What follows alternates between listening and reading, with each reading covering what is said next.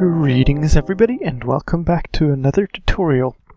This one is going to be good old Redstone and not involve any command blocks for a change. So we're going to be looking at ghost blocks. First of all, let's answer what a ghost block is. So you've probably experienced being stuck in a block. So you see no block and you're standing on it and you kind of get stuck. The screen is shaking a bit, something is wrong, and then if you relog, you see that there's actually a block there. So that is an error ghost block. What I'm going to show you today are ghost blocks of several different types, and they're kind of a curiosity. They won't be that useful, but pretty cool. It's a glitch in Minecraft, you could say. Glitch in the matrix. And this is not going to make much sense when we build it. If you want to replicate it, you can build it exactly as I do, and it will work the way it does for me. So there's no magic involved, but it's also going to be quite hard to explain exactly what's going on. So this first device is going to replicate any block for us in ghost block form. Put down a block, a redstone torch on top, and then a block next to the torch with a lever on top. And now we're going to add a comparator here, and we're going to set that to subtraction mode. And then we're going to add a redstone dust next to it and a repeater here. Now these go into two new blocks there. And this repeater is going to be set to 1, by the way, so you don't have to change it. Let's dig down a bit here to get some space. And we're going to set a piston facing downwards between these two blocks. And it's going to extend immediately because this is powered. Now, on the side of this block, we're going to add a sticky piston. And now we're almost done, believe it or not. All we need for this contraption is a slime block. So let's grab one of those and set it here. What happens when I flick this lever back and forth now is we appear to be duplicating the downward facing piston. You see it has retracted its piston arm and is now floating in the air here. These blocks, I can stand on them, I can walk back and forth like this, but they're not actually here. They are ghost piston blocks. And what that means is these exist on the client, but they don't exist on the server, so they're distinct blocks. They have a bit special properties like this. First of all, mobs can walk straight through them, they don't see them as blocks, and they don't get block updates. And in fact, if I just right-click one of these blocks, they disappear.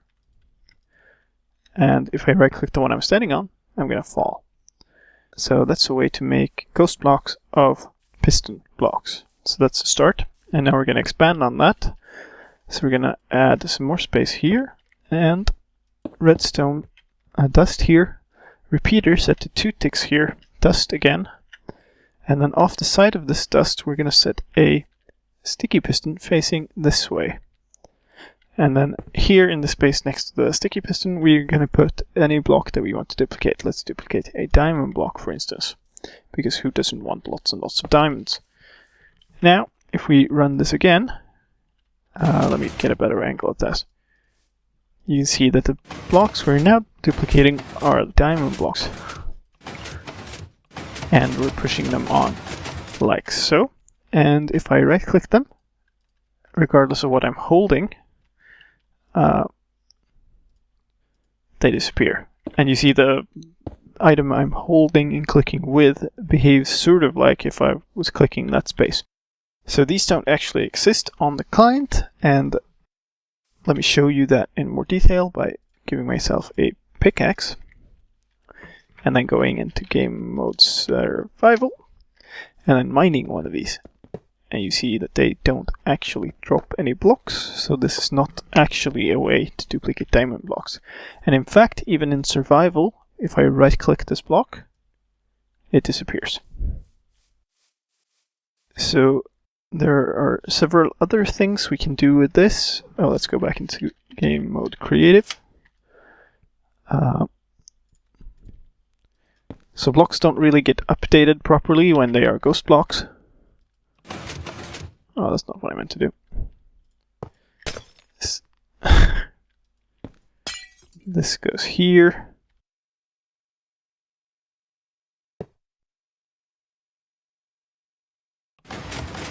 So for instance, we can push a lit lamp around.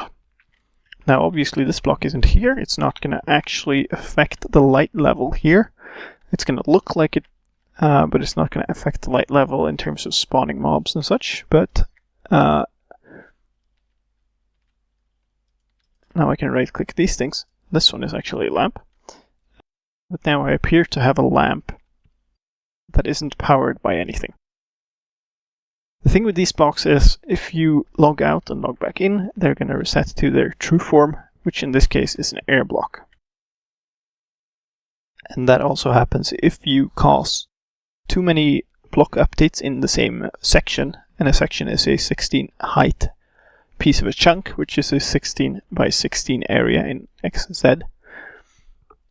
Or if you go far enough away to unload this chunk and then come back. And if you're on a server, that also means that if one player goes far enough away to unload this chunk and then comes back, he's going to see the server versions of the blocks, so the actual blocks. But if the player stays behind, he's going to see the ghost blocks that are on the client.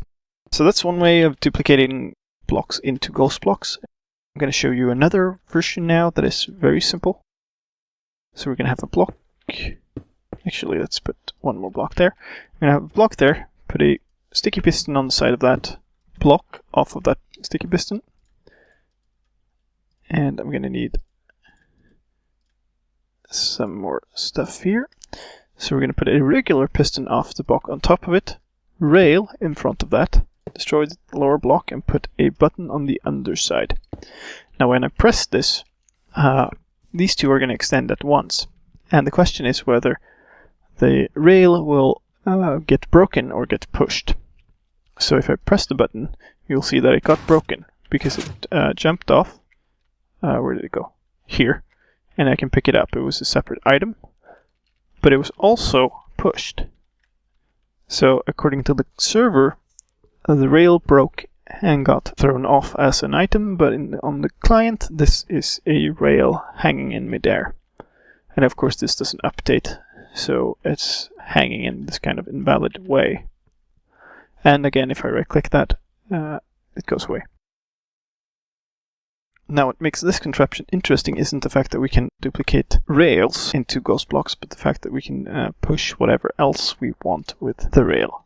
So if I add a slime block off the side of this one and then push this button, you will see I get the rail popping off again, and the slime gets pushed over by the rail. But actually, the slime block is here, and this one is a ghost block, and that disappears if I right click that. So if we do that again,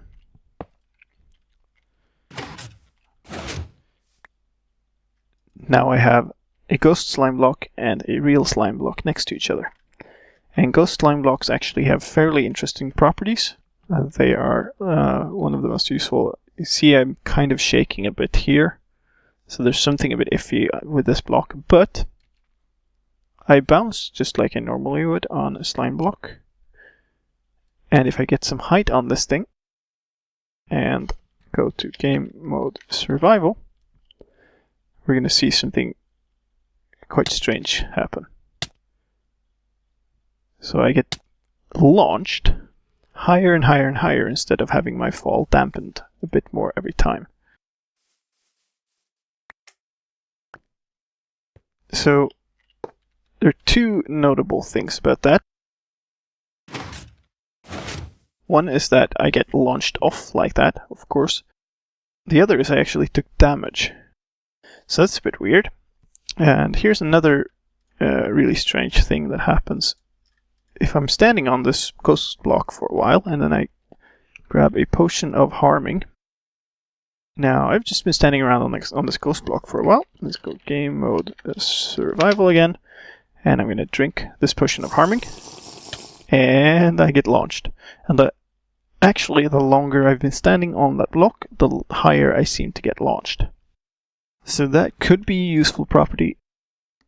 Now, again, I wouldn't advise anybody to build like a map depending on these things, because they are bugs. They will likely get fixed at some version of the game, but they're pretty cool and maybe they'll have some uses.